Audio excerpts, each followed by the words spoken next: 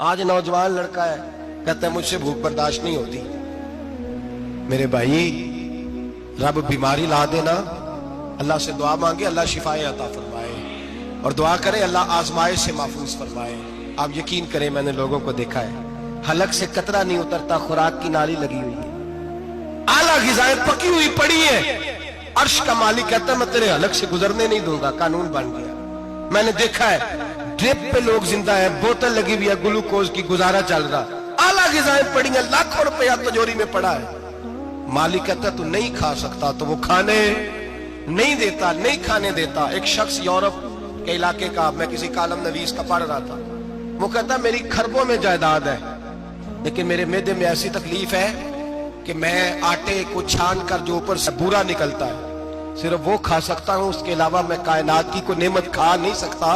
اور میرے بھائی وہ جب چاہے تو بڑے بڑے کھانے کھانے سے تجھے روک دے, تیرے دانت چبانے کے قابل نہ رہے, زبان نگلنے کے قابل نہ رہے, معدہ تیرا ہضم کرنے کے قابل نہ رہے, وہ جب چاہے تو جو مرضی کر لے.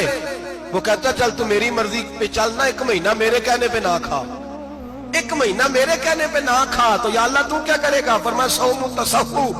میرے نبی پاک نے فرمایا تم روزے رکھو, اللہ تمہیں صحت عطا فرما دے گا, اللہ تندرستیاں دے دے گا, شفائیں دے دے گا.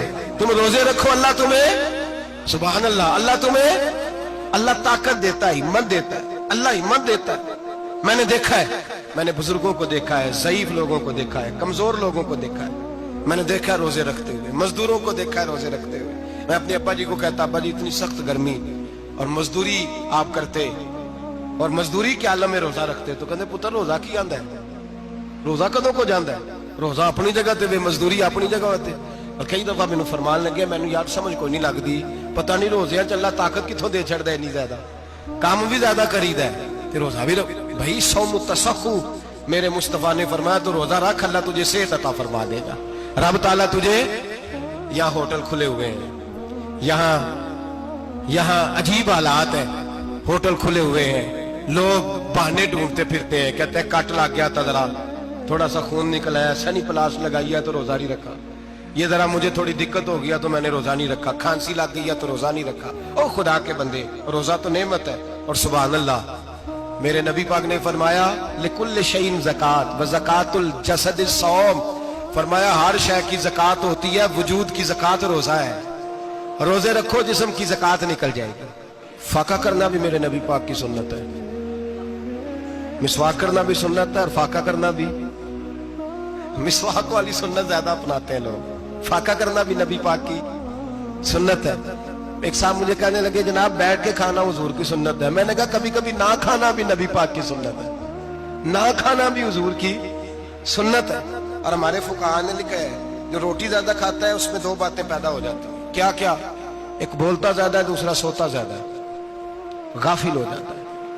فقہ اور حکیم اطباء ڈاکٹر کہتے ہیں کہ پیٹ خالی رہے نا جس آدمی کا, اس کا حافظہ مضبوط ہوتا ہے, اس کے ذہن کی گرہ کھلتی ہے. زیادہ کھانے سے تو خماری چڑھتی ہے, دماغ ڈھونڈتے پھرنا روٹی کدھر سے آج اچھی ہے, گھر میں نہیں پکی تو ہوٹل چلے جانا, کھانے کے سوا اور کام ہی کوئی نہیں. اور صاحب میرے نبی پاک علیہ السلام نے فرمایا کافر 7 آنتوں سے کھاتا ہے, 7 آنتوں سے, اور فرمایا میرا مومن 1 آنت سے کھاتا ہے. اس کے وجود میں کھانے والی 1 آنت ہے, کافر 7 آنتوں سے کھاتا ہے.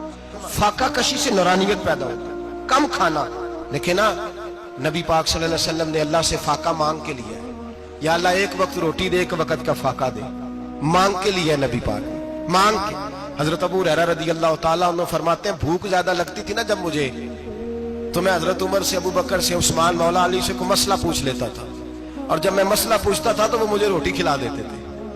جب میں ان سے مسئلہ پوچھتا تو وہ مجھے, حضرت ابو ہریرہ فرماتے ہیں مجھے بھوک لگی, میں حضرت عمر کے پاس گیا, ان سے مسئلہ پوچھا. ان کا رواج تھا جب میں مسئلہ پوچھتا تو پہلے روٹی کھلاتے. ہمارے بزرگ یہ فرماتے ہیں کہ کھانے کھلا کے دین پڑھاؤ, صرف تمہارا کتب خانہ نہیں کھلا ہونا چاہیے, تمہارا دسترخوان بھی کھلا ہونا چاہیے. کسی نے نبی پاک صلی اللہ علیہ وسلم سے پوچھا تھا بہترین مسلمان کون ہے؟ حضور نے فرمایا جو سلام لینے میں پہل کرے اور روٹی زیادہ کھلائے, جو روٹی ہر وقت فکر کرے آ یار تو روٹی کھا لے, روٹی کھانے کی طرف توجہ دلائے. کھلانا سنت ہے, زیادہ کھانا اس میں بھی فرق رکھے. تو تو نبی پاک صلی اللہ علیہ وسلم کے صحابی حضرت ابو ہریرہ رضی اللہ تعالیٰ عنہ فرماتے ہیں میں نے حضرت عمر سے مسئلہ پوچھا. میں نے کہا حضور مسئلہ بتائیں. تو کہتے پہلے ان کی عادت تھی جب میں مسئلہ پوچھتا تو روٹی بھی کھلاتے. آج انہوں نے مسئلہ ہی بتایا ہے, روٹی کوئی نہیں کھلائی. تو مجھے کہنے لگے ابو ہریرہ تو سوچتا ہوگا روٹی نہیں اس نے پوچھی, تو نے کب سے کھانا نہیں کھایا؟ میں نے کہا آج صبح سے. تو جناب عمر کہنے لگے میں نے کل صبح سے نہیں کھایا. چل ابو بکر صدیق کے گھر مسئلہ پوچھتے ہیں. کہتے ہیں جناب صدیق اکبر کے دروازے پہ گئے, جا کر کے ان سے مسئلہ پوچھا. ان کی بھی عادت تھی جب کوئی مسئلہ پوچھنے جاتے تو دسترخوان بچھا لیتے. کہتے آؤ روٹی بھی کھلاتا ہوں مسئلے بھی بتاتا ہوں. کہتے ہیں گئے تو انہوں نے بھی مسئلہ بتایا, روٹی کوئی نہ پوچھی. تو کہنے لگے عمر ابو ہریرہ تم لوگوں نے کل پرسوں سے نہیں نہ کھایا ہوگا. اور ابو بکر کو 4 دن گزر گئے ہیں, تھوڑا سا دودھ ملا ہے یا کھجور ملی ہے, روٹی کوئی نہیں ملی. چلو در رسول پہ چلتے ہیں, آؤ حضور کی بارگاہ. کہتے ہیں نبی پاک کی بارگاہ میں آئے, حضور نے چہرے دیکھے, کریم سے مسئلہ نہیں پوچھنا پڑا. میرے مصطفیٰ کریم نے فرمایا بھوک لگی ہوئی ہے تم تینوں کو, 3-4 دن ہو گئے. اللہ کے رسول نے فرمایا مجھے پورا ہفتہ ہو گیا ہے. سبب کچھ اور ہے جس کو تو خود سمجھتا ہے.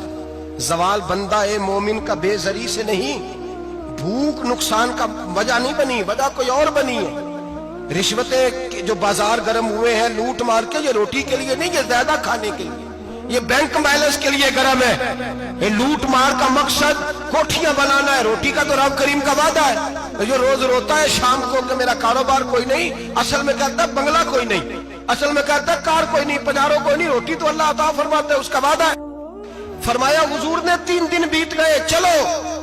میرا بے تکلف صحابی ہے ابو الحسن انصاری, وہ بڑے نصیب والے ہوتے ہیں جن کو میرے نبی پاک خود کہتے تھے کہ تیری فلانی ذمہ داری ہے.